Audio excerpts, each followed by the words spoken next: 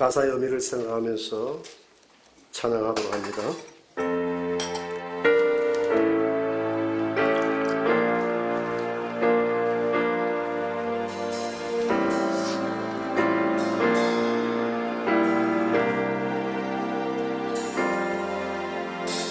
예수 나를 위하여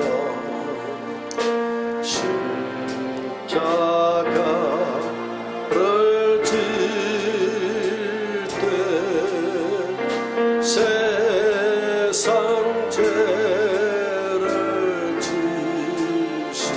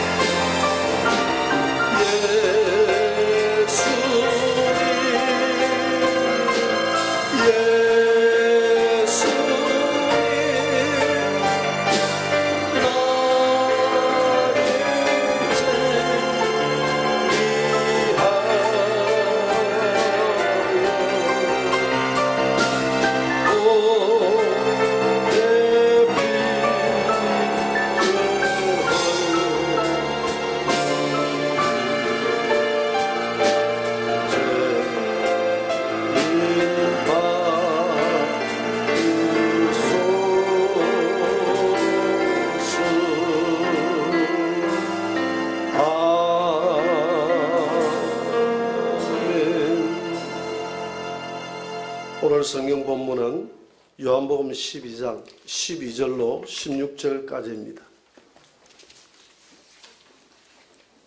한 절씩 교도하도록 합니다. 12절을 제가 먼저 봉독합니다. 그 이튿날에는 명절에 온 큰 무리가 예수께서 예루살렘으로 오신다는 것을 듣고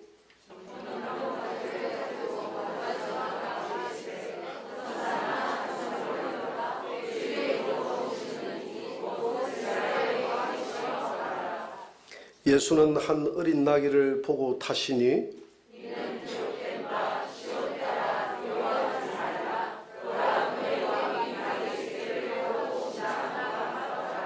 다 같이 제자들은 처음에 이 일을 깨닫지 못하였다가 예수께서 영광을 얻으신 후에야 이것이 예수께 대하여 기록된 것임과 사람들이 예수께 이같이 한 것임이 생각났더라.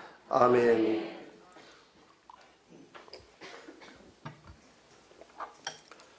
자, 오늘 말씀의 제목을 한번 다 같이 말해봅시다. 시작.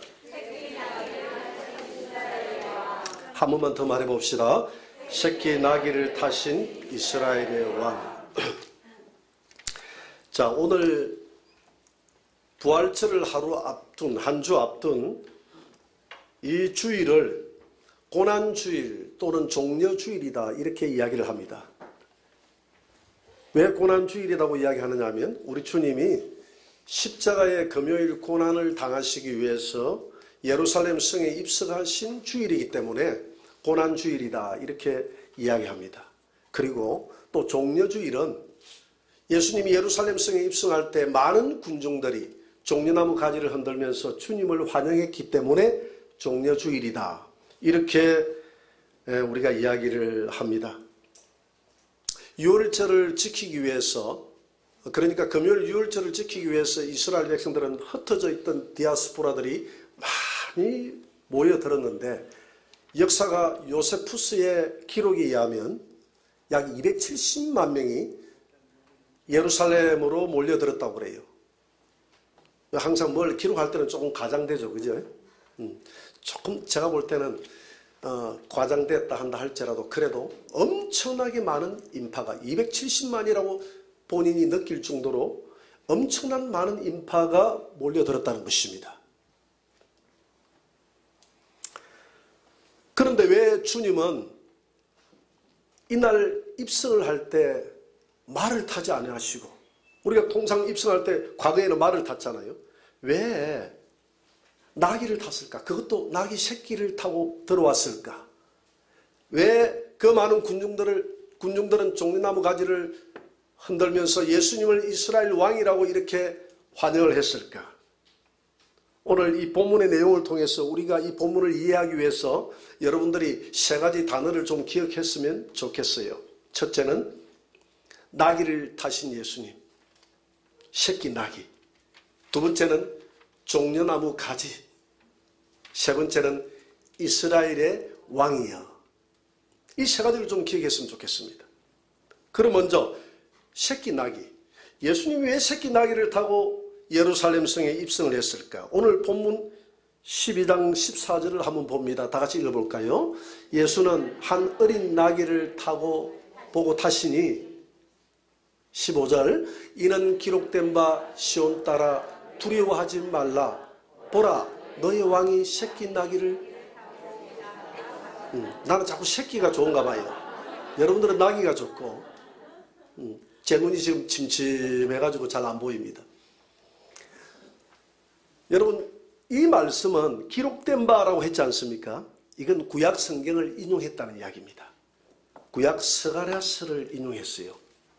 스가랴서에 기록된 이 말씀이 너의 왕이 나귀 새끼를 타고 예루살렘 성에 입성하신다. 이렇게 스가랴 선지자가 약 500년 전에 앞으로 오실 우리의 왕은, 우리의 메시아는 나귀를 타고 예루살렘 성에 입성할 것이다 라고 예언을 해놨습니다.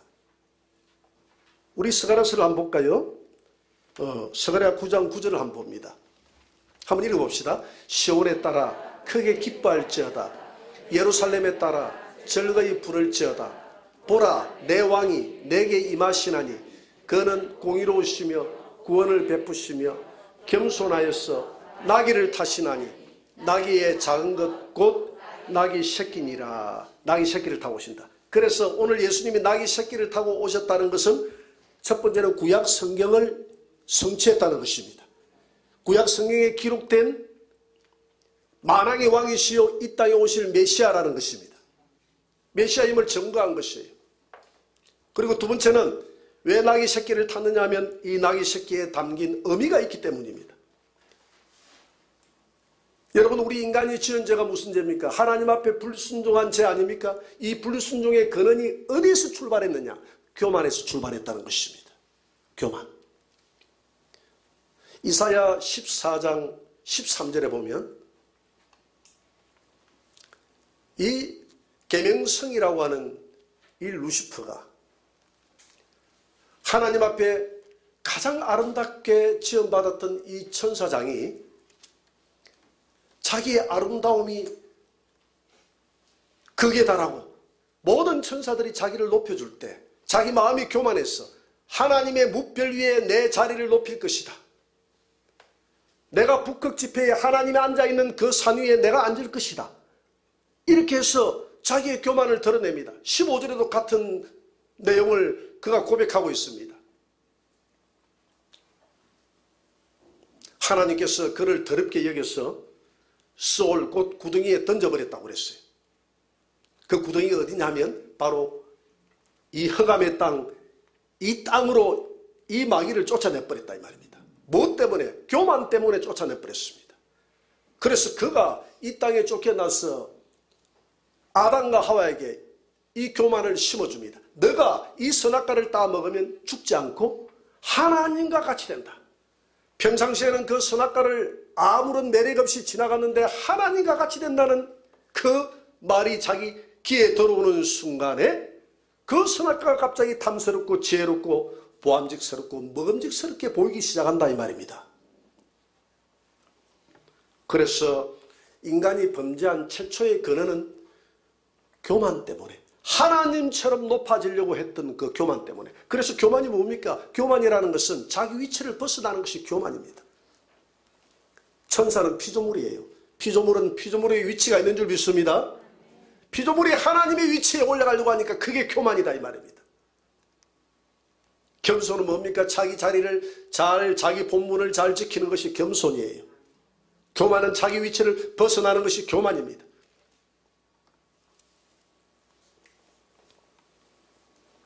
그래서 인간이 교만으로 인해서 범죄하고 난 이후에 인간의 이 DNA 속에는 하나님보다 더 높아지려고 하는, 한없이 높아지려고 하는 이런 교만의 유전자가 우리 인간의 세포 속에 태어날 때부터 원죄로 자리 잡기 시작했다 이 말입니다. 그래서 인간이 만들어낸 문화와 문명은 전부 하나님을 대적하는 문화와 문명이 자리 잡기 시작합니다. 여러분, 창세기 11장에 보면 노아의 홍수 사건 이후에 아라랏 산에서 사람들이 이 평지로 내려오기 시작합니다. 이사를 하기 시작해요. 유브라데 강을 따라서 더 비옥하고 더 비옥하고 더 비옥한 땅을 찾아서 유브라데 하구 지역의 시날 땅까지 오기 시작합니다. 그 땅에 와서 그들은 바벨탑을 쌓기 시작합니다. 여러분, 창세기 11장 4절을 한번 우리 볼까요? 또 말하되 자 성읍과 탑을 건설하여 그 탑 꼭대기를 어디에 닿게 하자고요? 하늘에 닿게 하여. 누구의 이름을 내자고요? 우리의 이름을 내자. 여러분, 우리 인간은 하나님의 이름을 내야 될 줄 믿습니다. 이사야 43장 7절에 보니까 우리 인간은 하나님의 이름을 내기 위해서, 하나님의 영광을 위해서 우리 인간을 창조했다고 그랬어요. 그런데 이 땅에 들어온 우리 인간들은 하나님의 이름을 내지 않고 하나님만큼 닿게 하자, 이 말은 하나님께 도전하자는 것입니다. 루시퍼가 했던 고백을 똑같이 하고 있습니다. 똑같이 하잖아요. 하나님 구름 위에 올라가서 전능하신 이와 내가 비겨보리라. 저 북극 산 위에 내가 자정하리라. 하나님의 뭇별 위에 나의 보좌를 높이리라.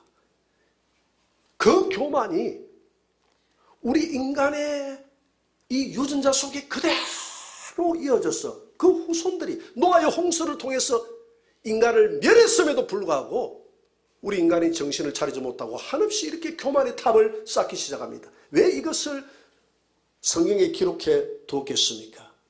이건 우리에게 오늘 주시는 말씀인 줄 믿습니다. 내 사랑하는 자녀들아, 너희들이 교만하지 말라, 높아지지 말라. 인본주의가 중심이 돼서 자리 잡게 하지 말라.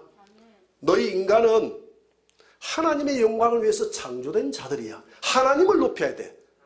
너희가 하나님보다 더 높아질 때 바벨탑이 무너졌듯이 너희가 이 땅에서 바벨탑의 문화와 문명을 만들어가면 언젠가는 너희들의 그것이 무너질 수밖에 없어. 이걸 우리에게 교훈해 주는 줄 믿습니다.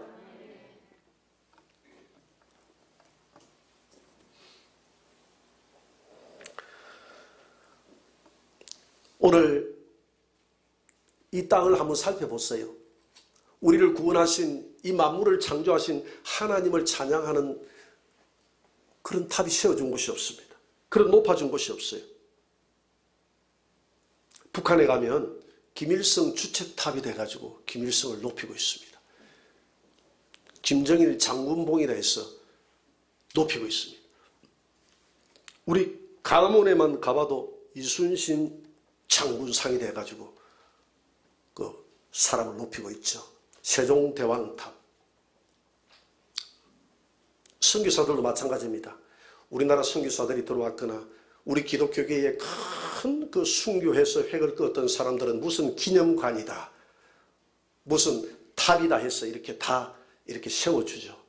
우리 여기 분성산에만 올라가도 6.25 참전 기념탑, 베트남 참전 기념탑, 여러분 가보셨습니까? 아름다워요. 한번 가보세요. 다 그걸 세워놨어요. 그런데 어디를 가도 우리를 구원하신 그 예수 그리스도의 은혜에 감사해서 그 예수 그리스도를 찬양하는 탑을 세워놓은 것을 보지 못했어요. 만물을 창조하신, 비를 주시고 해를 주시고 공기를 주시고 이 땅에 우리를 살게 해주시고 우리를 창조시키신 그 하나님을 찬양하고 높이는 탑을 세워놓은 것을 본 적이 없어요. 그래서 인간은 하나님을 높이는 것이 아니라 아담 이후로 인간은 한없이 교만해졌어. 인간을 높이는 이런 바벨탑의 문화를 쌓아가는 것이 인간이다 이 말입니다. 바벨탑 이후에 사무엘상 15장 12절에 보면 사울 왕이 나옵니다. 사울 왕이 자기를 위해서 기념비를 세웠어요. 제가 읽어볼게요. 사무엘이 사울을 만나려고 아침에 일찍 일어났더니 어떤 사람이 사무엘에게 말하여 이르되 사울이 갈멜에 이르러 자기를 위하여, 누구를 위해서? 자기를 위해서 기념비를 세우고 라고 이야기하고 있습니다. 여러분, 이게 왜 기념비를 세웠습니까? 아말렉과의 전쟁에서 이겼기 때문에. 누가 이기게 해주었죠? 하나님이 이기게 했는데 처음에는 하나님이 하셨습니다. 하나님이 하셨습니다. 하나님이 조금 도와주셨습니다. 하나님 조금 도와주셨습니다. 이제는 내가 조금 내공이 들어갔습니다. 이제는 내공이 많이 들어갔습니다. 이제는 내공이 아니라 내 공이 다 들어갔습니다. 내가 잘났기 때문에 하나님은 없다 이 말이에요. 시간이 흐를수록 그렇게 했어요. 사람이 그래요. 처음에는 신앙생활 할 때 하나님께 영광, 하나님께 영광.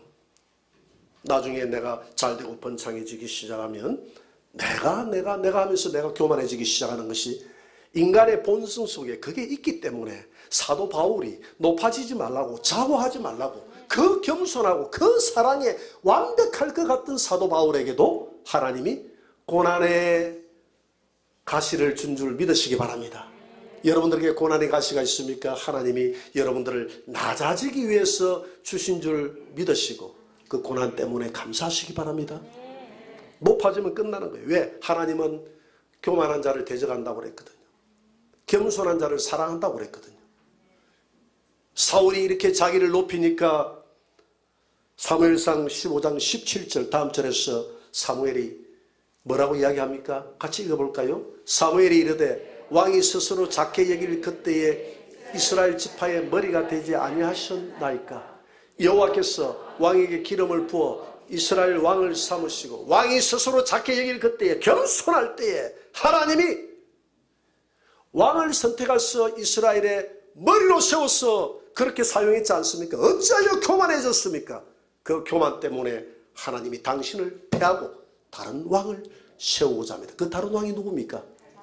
다윗 왕입니다. 하나님은 어떤 죄도 용서해도 절대 교만은 용서하지 않습니다. 여러분, 하나님 앞에, 사람 앞에 겸손하게 되시기를 바랍니다. 그래서 인간은 지나온 역사를 통해서 끊임없이 자기를 높이려고 하는 교만의 바벨탑을 쌓아왔고, 지금도 인간들은 이 교만의 바벨탑을 쌓고 있습니다. 오늘 예수님이 왜 나귀를 타고 들어오신지 알겠죠? 그것도 새끼 나귀를 타고 정말 너무나 힘없이, 아니 같은 값이면 지금 왕이 오시는데 좀 뭔가 이름 있는 벤츠라든지 이런 걸 타고 오시면 우리 현대어로 이야기하면 좋지 않을까요? 그런데 지금 이 왕이, 대통령이, 이 만왕의 왕이 취임하는데 뒷골을 타고 왔어요. 얼마나 촌스럽습니까? 어울리지 않는 것 같아요. 그런데 이 새끼라는 것은 순결을 의미합니다. 예수님은 거룩하신 순결하신 분이십니다. 할렐루야. 그리고 나귀는 겸손을 의미하는 거예요. 인간이 지은 죄가 너무 교만적이기 때문에 예수님이 스스로 낮아지셨어요. 스스로 겸손하게 되신 것입니다. 그래서 빌립보서 2장 6절 8절에서는 이렇게 말하고 있습니다. 한번 읽어봅니다. 그는 근본 하나님의 본체시나 하나님과 동등됨을 취할 것으로 여기지 아니하시고 오히려 자기를 비워 종의 형체를 가지사 사람들과 같이 되셨고 사람의 모양으로 나타나사 자기를 낮추시고 죽기까지 복종하셨으니 곧 십자가에 죽으심이라. 예수님이 어디까지 낮아지시느냐 하면 십자가에 죽기까지 낮아지셨다. 옷을 딱 벗기시고 채찍에 맞으실 때 부끄러움을 개의치 않았다고 그랬습니다. 왜? 누구 때문에 낮아지셨습니까? 우리를 살리기 위해서. 우리를 살리기 위한 그 희망 때문에 본인 스스로가 그렇게 낮아지셔도 아무런 부끄럽지 않으시고 그 부끄러움을 다 짊어지셨다고 그랬어요. 예수님은 태어날 때도 나귀 마구간에서 태어났어요. 평범한 목수의 아들로 자랐습니다. 예루살렘 성에 입성할 때 나귀를 타셨어요. 제자들의 발을 씻겼습니다. 나는 성님을 받으러 온 것이 아니고 섬기러 왔다고 그랬습니다. 십자가에 죽기까지 죽으셨습니다. 그러나 다시 오실 예수님은 백마를 타고 오실 줄 믿습니다. 심판주로 오실 줄 믿습니다. 여러분, 예수님이 왜 나귀 새끼를 타고 왔는가를 이해하시고 하나님 앞에 겸손하게 되시기를 바랍니다. 세상에서 높아질수록 우리가 겸손하게 되어야 됩니다. 우리가 큰 목회도 마찬가지라고 생각이 들어요. 큰 교회를 할수록 작은 교회 목회자들을 존귀히 여기고 더 귀하게 여겨야 됩니다.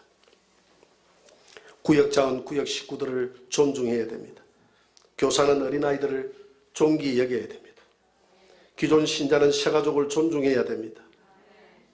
어른들은 어린아이들을 존귀히 여겨야 됩니다. 가진 자들은 없는 자들을 존귀히 여겨야 됩니다. 직위가 높은 자들은 직위가 낮은 자들을 존귀히 여겨야 됩니다. 사장들은 사원들을 존귀히 여겨야 됩니다. 여러분, 모두가 상호 존귀히 여겨야 되겠지만은 특별히 우월한 위치에 있는 자들이, 연약한 위치에 있는 자들을 더 존귀히 여기는 것이 맞다. 하나님께서 우리보다 우월한 위치에 있다고 해서 하나님이 건의를 내세운 것이 아니라 저와 여러분들보다도 더 낮아지셨다 이 말입니다. 여러분 출생할 때 여러분 마구간에서 출생하신 분이 있으면 손을 한번 들어보세요. 없지 않아요. 하나님이 우리보다 훨씬 우월한 위치에 있는 하나님이 우리보다 더 낮아지셨습니다. 나귀를 타셨어요. 그것도 볼품없는 새끼 나귀를 타셨습니다. 여러분, 인간의 한없는 교만을 우리 주님이 짊어지시고 그 교만죄를 주님이 짊어지시고 우리를 회복시키기 위해서 주님 스스로 낮아지셨음을 인정하시고 하나님 앞에 사람 앞에 한없이 겸손하게 살아가시는 저와 여러분들이 되시기를 주의 이름으로 축원합니다. 그리고 제가 두 번째 기억하라고 한 단어가 있는데 뭐였죠? 종려나무 가지예요. 여러분, 이 종려나무는 거룩과 승리의 상징입니다. 지금 예수님은, 예루살렘으로 들어오시는 예수님은 거룩하신 분이라는 것입니다. 승리자라는 것입니다. 그런 뜻으로 종려나무 가지를 흔들었어요. 우리 예수님은 거룩하신 분이시고 이 땅에서 죄와 사망을 이기고 승리하신 분이심을 믿으시기 바랍니다. 세상에서 환난을 당해도 세상을 이기고 승리하라고 합니다. 요한복음 16장 33절입니다. 다 같이 한번 읽어볼까요? 이것을 너희에게 이르는 것은 너희로 내 안에서 평안을 누리게 하려 함이라. 세상에서는 너희가 환난을 당하나 담대하라. 내가 세상을 이겼노라. 세상에서 너희가 환난을 당하나 담대하라. 담대하라. 내가 세상을 이길 것이다가 아니라 내가 세상을 이겼노라. 그래서 담대하게 세상을 이기면서 살아가는 자는 마음의 평강을 누린다는 것입니다. 여러분, 우리의 힘으로는 세상을 이길 수 없지만 세상을 이기신 주님이 우리와 함께하면 우리가 세상에서 능히 여러분들에게 오는 고난과 환난을 이기며 여러분들의 신앙을 지키며 살아갈 줄 믿습니다. 기도하시기 바랍니다. 주님, 주님은 세상을 이겼지 않습니까? 내게도 이길 수 있는 힘을 주옵소서. 그래서 세상을 너희가 이기라고 합니다. 이기라. 내가 세상을 이겼으니 너희도 세상을 이기라. 그래서 우리가 요한계시록 2장 3장에 보면 우리 주님께서 아시아의 7교회를 향해서 이렇게 말씀하십니다. 첫 번째 들어갈 때 성령의 음성을 들어라. 그리고 마지막에 이긴 자가 되라. 똑같은 동일한 말씀을 하고 있어요. 성령의 음성을 들어라. 이긴 자가 되라. 여러분, 이 시대에 하나님의 음성을 듣고 하나님의 음성에 순종해서 살아감으로 이긴 자가 되시기를 바랍니다. 그래서 우리가 하늘나라에 가면 우리 성도들이 쓰는 면류관이 있는데, 왕의 면류관이 있는데, 의의 면류관이 있는데, 이긴 자가 쓰는 면류관이 있는데, 그 면류관이 원어에 보니까 스테파노스라는 그런 원어를 쓰고 있어요. 이 스테파노스는 싸워서 이긴 자들이 쓰는 면류관인 줄 믿습니다. 우리 주님은 디아데마는 원래 왕이 쓰는 면류관이에요. 우리 예수님은 원래 왕이시기 때문에 디아데마의 면류관을 쓰고 있지만 저와 여러분들은 오늘 세상에서 이기고 믿음을 지키고 나아가면 우리가 주님 앞에 나아갈 때 주님은 우리에게 스테파노스의 면류관을 씌워주는 줄 믿으시기 바랍니다. 계시록 7장 9절에 보니까 흰옷을 입은 많은 사람들이 주님 보좌 앞으로 나아가는 장면이 나옵니다. 한번 읽어봅시다. 이일 후에 내가 보니 각 나라와 족속과 백성과 바은에서 아무도 능히 셀 수 없는 큰 무리가 나와 흰옷을 입고 손에 종려가지를 들고 보좌 앞과 어린 양 앞에 서서 하나님 앞에 나아가는 수많은 흰 무리들이 있어요. 그들이 뭘 들었다고 그랬습니까? 종려가지를 들었다고 했습니다. 그들이 종려나무 가지를 들고 우리 주님 앞에 나아가는 것은 종려가지 나무가 가지고 있는 의미를 가지고 나아가는 거예요. 종려나무 가지는 거룩을 상징한다고 해서 성결을 상징한다고 했습니다. 종려나무 가지는 승리를 상징한다고 그랬습니다. 그래서 하늘나라의 주님 앞에 나아가는 자들은 주님의 보혈의 그 피를 씻어서 주님의 피로 그 옷을 씻어서 깨끗하게 되신 거룩한 성도들이 주님 앞에 나아가는 줄 믿으시기 바랍니다. 또한 이 세상에서 환난 속에서 자기의 믿음을 끝까지 지키고 승리한 자들이 주님 앞에 나아감을 믿으시기 바랍니다. 그래서 저들은 종려나무 가지를 들고 하나님 앞에 이긴 자로서 나아가는 것입니다. 예루살렘 성에 들어오는 성도들은 아무런 의미 없이 종려나무 가지를 들었을지 몰라도 하늘나라에 있는 성도들은 우리 하나님의 허락하심 속에서 천사들이 이긴 자에게 주는 이 종려나무 가지를 들고 흰옷을 입고 하나님 앞에 나아가라고 하니 얼마나 멋진 장면입니까? 여러분, 주님의 보혈이 여러분들을 깨끗하게 씻은 줄 믿으시기 바랍니다.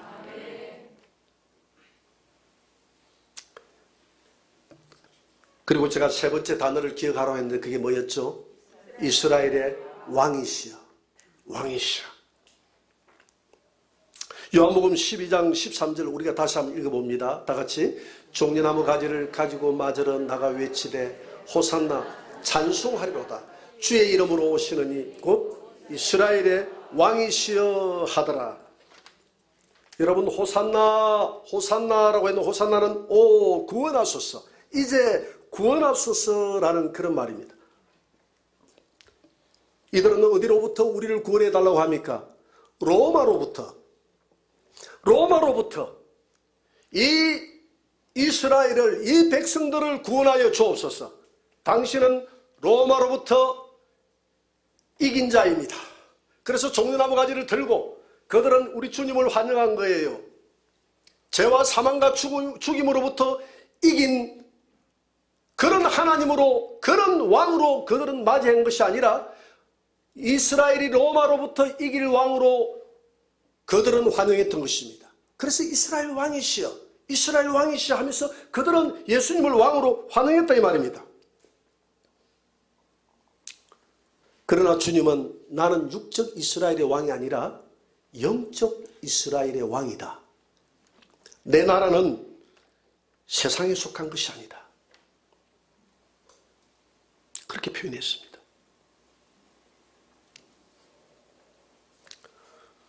오늘 로마로부터 해방시킬 왕이라고 생각하고 주님을 왕으로 모시고 환영했던 수많은 군중들이 주님을 따랐지만은 주님은 힘없이 잡혀서 채찍에 맞으시고 가시 면류관을 쓰시고 십자가에 달려 서서히 죽어가기 시작합니다. 혹시나 반전이 일어날까 봐서, 예수님을 따랐던 많은 사람들, 멀찍이 주님을 따라갔던 주님의 제자들이 예수님이 십자가에서 내려와서, 천사들이, 엘리야가 와서 예수님을 십자가에서 내리고 그 예수님이 자기를 향해서 못을 받고 채찍을 휘두르는 저 로마의 군병들을 물리치고 이스라엘을 구원할 왕이 될 것이라고 혹시나 하는 기대감으로 주님을 바라봤지만은 주님은 끝까지 그들의 기대에 부응하지 못하고 십자가에서 서서히 죽어가기 시작합니다. 예수님이 마지막 숨을 거두실 때 그를 따랐던 수많은 사람들이 주님을 떠나면서 주님을 높이고 환영했던 그 함성이 주님과 주님의 제자들을 향한 분노의 함성으로 바뀌기 시작합니다. 혹시나 하고 기대했던 제자들마저 우리 주님의 곁을 떠나버렸습니다. 그러나 주님이 왜 그렇게, 이스라엘의 왕이신 그 주님이 그렇게 연약하게 죽어가셔야 했습니까? 갈라디아서 3장 13절에서 그 이유를 이렇게 설명하고 있습니다. 다 같이 한번 읽어볼까요? 그리스도께서 우리를 위하여 저주를 받은 바 되사 율법의 저주에서 우리를 속량하셨으니 기록된 바 나무에 달린 자마다 저주 아래에 있는 자라 하였습니다. 여러분, 주님이 이렇게 되신 것은 저와 여러분들이 받아야 될 그 율법의 저주, 사람이 범죄하고 난 다음에 인간의 마음속에 양심이라는 율법이 생겨났습니다. 그래서 우리 이방인들은 이 양심의 율법 때문에 망하고 유대인들은 문수의 율법 때문에 망하고 다 망한다고 그랬어요. 그래서 율법은 우리에게 지키라고 준 법이 아니라 율법은 그 율법을 보고 죄를 깨닫고 메시아에게 돌아오라고 준 법인 줄 믿으시기 바랍니다. 그래서 이 율법 자체는 선한 것이지만 우리가 이 율법을 지키지 못하기 때문에 율법은 우리에게 뭐가 되는 것입니까? 저주가 되는 거예요. 모든 율법을 지키다가도 율법 하나를 어기면 모든 율법을 다 어긴 것이나 마찬가지라고 했으니 율법은 우리에게 저주 아닙니까? 어떻게 우리가 완벽하게 살아갑니까? 예레미야 17장 9절에 보니까 만물보다 부패한 것이, 이미 인간의 마음이 부패해져 버렸는데 부패한 인간이 어떻게 선을 행하며 살아갈 수 있습니까? 인간이 바라볼 때 선이지 하나님의 관점에서 바라볼 때는 모든 것이 인간의 행위가 악하다고 그랬어요.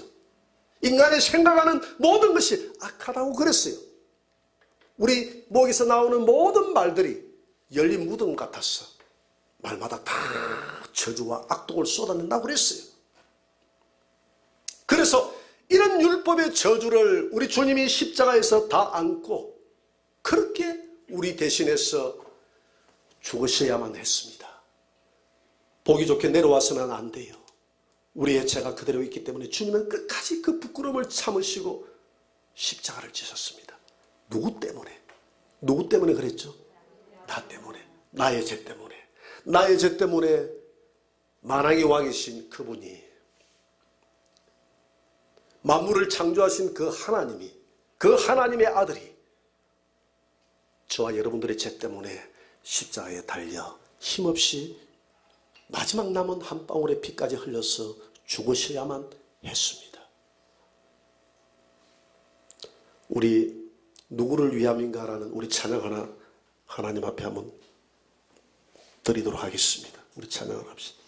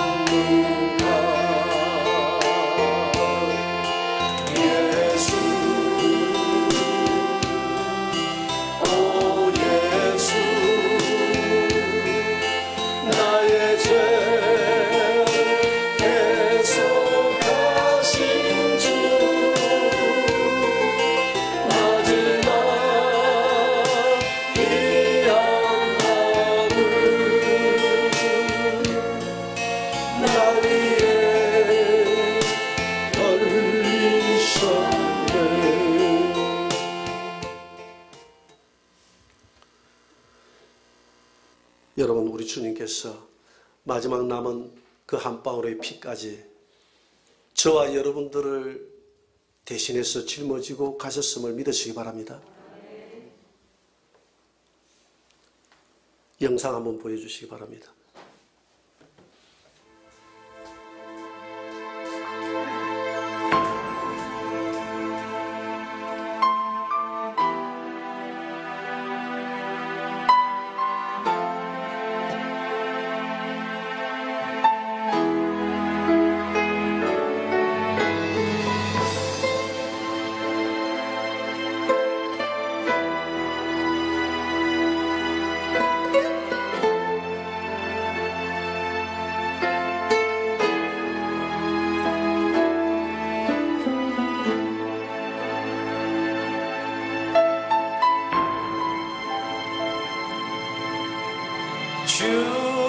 주님 머리 위에 흐르던 땀방울 주님 걸어 가신 발자국마다 고이던 붉은 피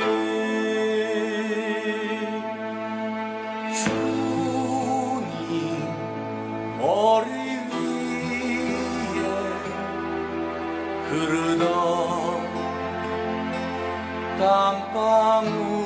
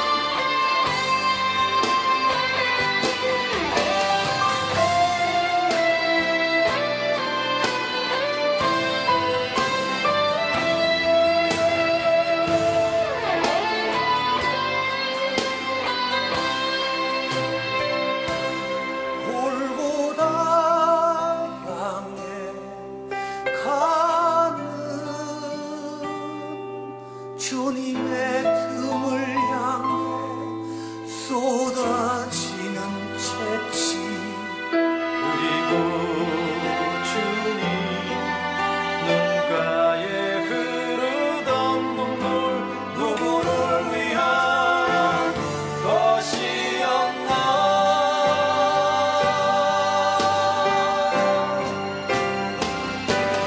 나를 향한 주님의 눈물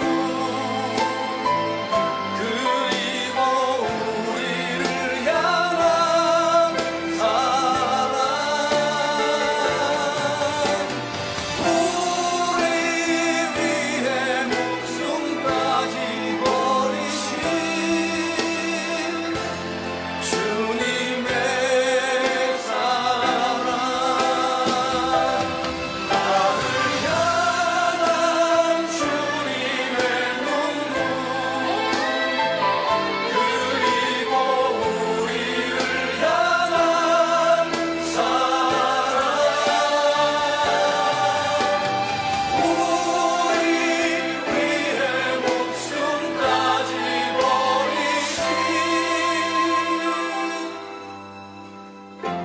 주님의 사랑